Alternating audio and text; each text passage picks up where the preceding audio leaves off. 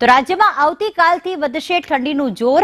આવતીકાલથી 2 થી 3 ડિગ્રીનો ઘટાડો થઈ શકે છે। હાલ વેસ્ટર્ન ડિસ્ટર્બન્સને કારણે ઠંડી ઓછી છે। નલિયામાં ઠંડી ઘટીને 10.5 ડિગ્રી થઈ ગઈ છે અને ભુજમાં 11.8 ડિગ્રી તાપમાન નોંધાયું છે। રાજકોટમાં 13.6 ડિગ્રી તાપમાન નોંધાયું છે, જ્યારે ગાંધીનગરમાં 18.5 અને અમદાવાદમાં તો 19.3 ડિગ્રી તાપમાન નોંધાયું એટલે ઠંડી એકદમ ઓછી થઈ ગઈ। અમરેલીમાં પણ 13.8 ડિગ્રી તાપમાન નોંધાયું, કંડલામાં નોંધાયું 14.2 ડિગ્રી, ડીસામાં 16.1 ડિગ્રી તાપમાન નોંધાયું અને પોરબંદરમાં પણ 16.4, સુરેન્દ્રનગરમાં 15.8 ડિગ્રી તાપમાન નોંધાયું।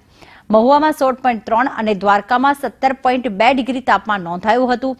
ભાવનગરમાં 17.4, વડોદરામાં 20.2 ડિગ્રી અને સુરતમાં 20.2 ડિગ્રી તાપમાન નોંધાયું છે।